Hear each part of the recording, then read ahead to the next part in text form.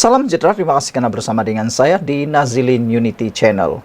Dengan pengakuan terkini Muhyiddin Yassin ini, apalagi yang nak diharapkan dia menjadi Perdana Menteri semula. Masih bernafsu menjadi Perdana Menteri dengan ucapan beliau dalam kempen PRK Dunenggiri yang seakan-akan beliau tak puas hati, tak dilantik menjadi Perdana Menteri ke-10. Akhirnya, Istana Pahang membuat laporan polis. Tunku Azizah Maimunah pun telah tampil bersuara dengan mahu supaya Raja Abdullah, Sultan Abdullah harus dihormati sebagai suami dan raja saya, kata titah baginda. Selepas laporan polis dibuat oleh Istana Negara, lain pula pengakuan Muhyiddin. Paling pelik dan paling mengecewakan. Ramai yang menyangka Muhyiddin Yassin akan tampil memohon maaf, meminta maaf atau memohon ampun daripada raja. Kerana silap-silap hari bulan beliau akan dikenakan tindakan siasatan dakwaan dalam kes akta hasutan. Nah, kali ini sudahlah ada kes Janawi Bawa, berpotensi pula akan masuk dalam kes akta hasutan. Ini memang paling parahlah akan terjadi kepada Muhyiddin Yassin. Tapi yang lebih pelik lagi, selepas ada laporan polis daripada Istana Pahang sendiri, Muhyiddin tampil mempertahankan ucapannya dan beliau percaya beliau tidak langgar undang-undang. Yang hairannya, netizen pula lain nampak. Mereka kata sudah terang lagi bersuluh apa yang Muhyiddin cakap dalam kempen PRK itu, seakan-akan beliau tak puas hati kerana tidak dilantik menjadi Perdana Menteri dan seakan-akan mempertikaikan kuasa budi bicara yang di Pertuan Agong dan kuasa kebijaksanaan yang di Pertuan Agong. Hari ini pengerusi Perikatan Nasional Tan Sri Muhyiddin Yassin mempertahankan tindakannya. Selepas Istana Pahang melalui Tengku Mahkota Pahang, Tengku Hasanal Ibrahim Alam Shah menzahirkan kemurkaan dan rasa terkilan terhadap beliau. Dalam satu kenyataan di Facebook, Muhyiddin berkata, ucapannya di Nenggiri adalah suatu kenyataan fakta yang tidak bermaksud untuk menghina institusi raja atau menimbulkan kecenderungan menghasut. Saya percaya kenyataan saya itu tidak melanggar mana-mana undang-undang negara, katanya. Saya akan memberikan kerjasama sepenuhnya kepada pihak polis untuk menjelaskan fakta-fakta berkaitan kenyataan saya, katanya ringkas. Hari ini negara kecoh apabila Istana Pahang murkah dengan Muhyiddin dan juga Presiden Bersatu itu. Muhyiddin dikatakan menyentuh kewibawaan Al-Sultan Abdullah ketika baginda menjadi yang di Pertuan Agong. Beliau mendakwa dirinya sudah mendapat 115 sokongan ahli-ahli Dewan Rakyat selepas pilihan raya umum ke-15 namun tidak dipanggil oleh Agong untuk angkat sumpah. Nak menjadi pertanyaan kita sekarang ialah, siapa 115 yang menyokong Muhyiddin Yassin? Sehingga ke hari ini dan silap sikit sehingga kiamat pun, tidak ada seorang pun yang tampil yang kononnya menyokong Muhyiddin Yassin daripada Barisan Nasional GPS GRS itu. Jadi, siapa orangnya? Yang lebih malang lagi ialah selepas dibuat undi tidak percaya supaya dapat melihat betulkah Muhyiddin ada 115 sokongan selepas Anwar Ibrahim jadi Perdana Menteri, apa yang jadi? Ternyata Anwar Ibrahim hampir-hampir mendapat undi 2/3 di Parlimen pada waktu itu kerana cukup undi, cukup nombor. Jadi dari mana nombor Muhyiddin? Padahal Anwar Ibrahim membuat undi percaya itu kali pertama selepas beliau menjadi Perdana Menteri, bukan lama pun.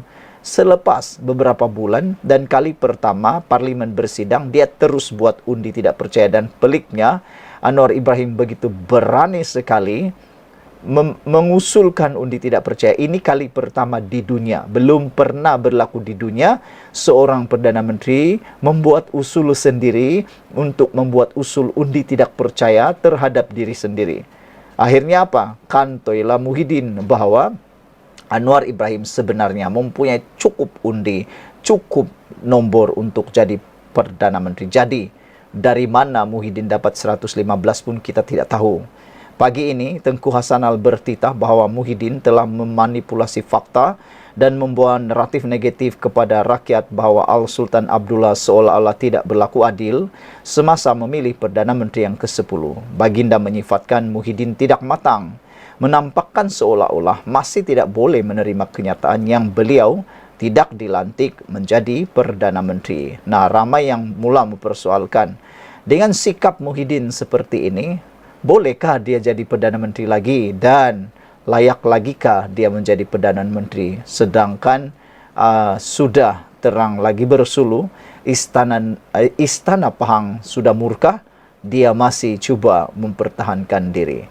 Ada yang menasihati Muhyiddin supaya cepat-cepat mohon ampun kepada Sultan Pahang, Istana Pahang. Tapi apa yang dia buat? Masih pertahankan diri. Tak tahulah apa pendapat kamu semua. Semoga semuanya berjalan dengan lancar. Jumpa lagi. Bye-bye. Selamat petang, salam sejahtera. Terima kasih kerana bersama dengan saya di Nazilin Unity Channel. Ini komen Muhyiddin Yassin selepas kalah teruk di PRK Nenggiri. Yang menariknya, sudahlah kalah teruk, masih lagi pura-pura tak tahu. Yang teruknya, sudah ada protes daripada ahli-ahli Parti Bersatu, buat-buat masih tak tahu, kata netizen. Tak tahulah, Muhyiddin ni sifatnya memang itu, tidak, kata netizen. Dalam beberapa komen, kata mereka, Muhyiddin menggunakan semula isu 3R dalam kempen PRK Nenggiri sehingga Istana Pahang telah pun membuat laporan polis. Mereka kata, dia kepingin lagi kah nak menjadi Perdana Menteri? Ramai netizen bertanya.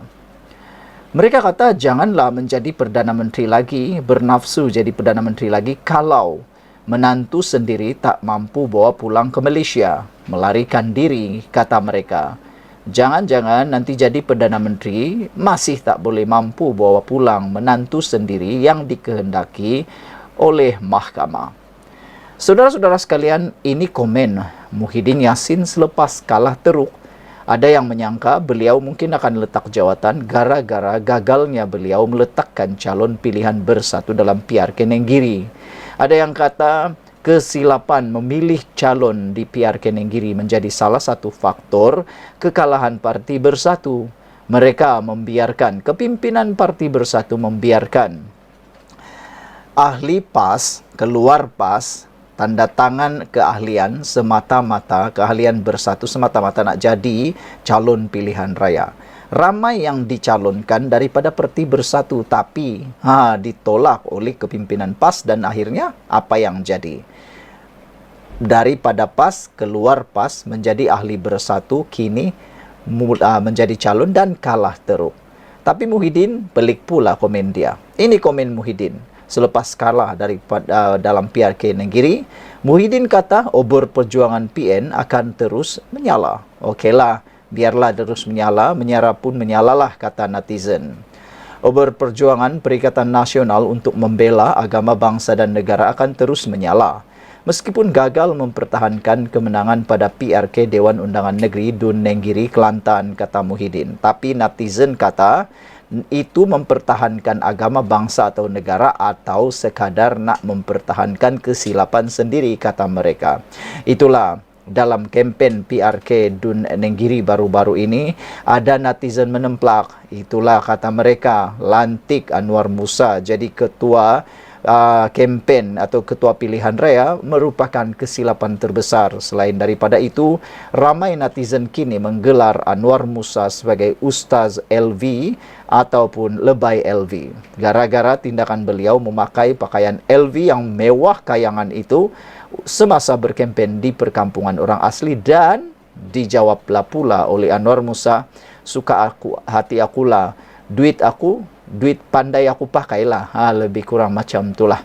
Pengerusinya, Tan Sri Muhyiddin Yassin dalam masa yang sama mengakui gabungan itu menerima keputusan yang dibuat oleh pengundi dengan hati terbuka. Walaupun kita mengharapkan kemenangan, kita menerima keputusan yang telah dibuat oleh pengundi dengan hati yang terbuka. Paling penting kita terus istiqomah dalam landasan perjuangan yang menguji kesabaran dan ketahanan kita, katanya menerusi hantaran di Facebook pada Ahad. Sinar Harian pada Sabtu melaporkan calon Barisan Nasional menang besar dengan majoriti 3.352 undi, mengalahkan calon pilihan raya pilihan PAS yang bukan pilihan Parti Bersatu, akhirnya kalah teruk dengan hanya mendapat 5.739 undi, yang mana jauh ditinggalkan sekarang. Sekian dulu untuk kali ini. Jangan lupa tinggalkan komen Anda tentang isu kali ini. Kita jumpa lagi.